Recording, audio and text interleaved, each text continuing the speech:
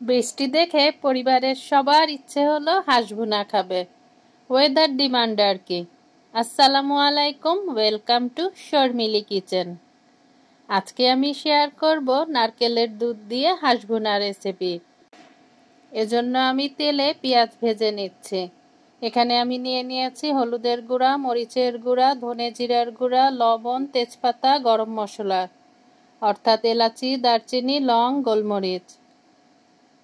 পেঁয়াজের মধ্যে দিয়ে অল্প অল্প করে পানি দিয়ে মশলাটা ভালো করে কষিয়ে নেব। এ পর্যায়ে দিয়ে দিচ্ছি 1 টেবিল চামচ আদা রসুন বাটা এবং 1 চা চামচ কাঁচা জিরা বাটা। দিয়ে আরেকটু পানি দিয়ে মশলাটা ভালো করে কষিয়ে নেব, যাতে মশলার কাঁচা গন্ধটা চলে যায় এবং তেল উঠে আসে। হাঁস রান্নাতে কিন্তু তেল মশলার পরিমাণটা একটু বেশিই লাগে। তারপরেও আমি বেশি দেইনি, যেহেতু রোজার মাস, হজমের একটা ব্যাপার আছে। তবে আমি হলুদের গুঁড়া থেকে মরিচের গুঁড়াটা একটু বেশি পরিমাণে দিয়েছি। দিয়ে দিচ্ছি কেটে ধুয়ে পরিষ্কার করে রাখা হাঁস। মশলাটা ভালো করে কষানো হয়ে গেলে হাঁসের গোস্তটা দিয়ে দেব। এই যে দিয়ে দিলাম। এখন ভালো করে মশলার সঙ্গে কষিয়ে নেব। আমার এই হাঁসটি ভালো করে পুড়িয়ে কেটে ধুয়ে পরিষ্কার করে ফ্রিজে রাখাই ছিল। এখন নারকেলের দুধ দিয়ে দিয়ে অল্প অল্প করে দেব আর কষাবো। আমি একটি নারকেল ভালো করে কুড়িয়ে পাটার সাহায্যে বেটে গরম পানি দিয়ে নারকেলের দুধ বের করে নিয়েছি। এভাবে করেই নারকেলের দুধ বের করা হয়। আমার আগের ভিডিওতে ডিটেলসে শেয়ার করা আছে। এখন ঢেকে ঢেকে অল্প অল্প করে নারকেলের দুধ দেব আর কষিয়ে নেব। ঢাকনা দিয়ে দিয়ে অবশ্যই কষাবো, যেহেতু হাঁস রান্না হতে সময়টা একটু বেশি লাগে। ঢেকে ঢেকে কষালে মশলাটা ভালো করে হাঁসের ভেতরে যাবে এবং কালারটাও খুব সুন্দর আসবে। বৃষ্টি হলে বা ঠান্ডা পড়লে কিন্তু এ ধরনের রেসিপিগুলা খেতে খুব ভালো লাগে। এরকম মজার মজার রেসিপি পেতে চাইলে চ্যানেলটিকে সাবস্ক্রাইব করে রাখতে পারেন বন্ধুরা। আর যারা সাবস্ক্রাইব করেছেন তাদেরকে অসংখ্য ধন্যবাদ।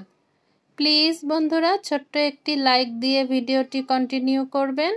এই যে আমি অল্প অল্প করে নারকেলের দুধ দেব আর কষিয়ে নেব ঢেকে ঢেকে।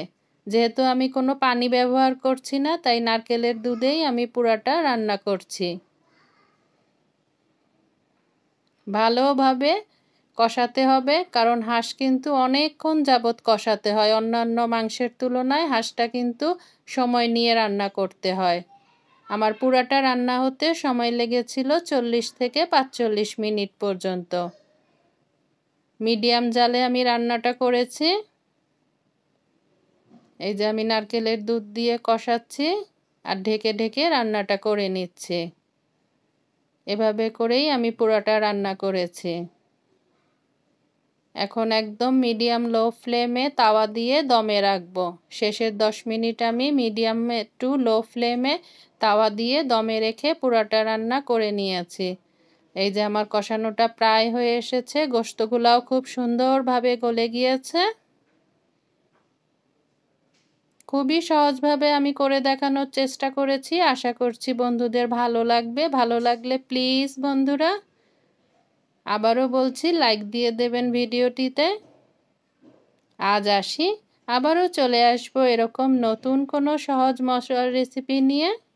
আপনারা সবাই ভালো থাকুন, সুস্থ থাকুন, আমার জন্য দোয়া করবেন। আর এরকমভাবে হাঁস ভুনা করে খাবেন কিন্তু। আল্লাহ হাফেজ।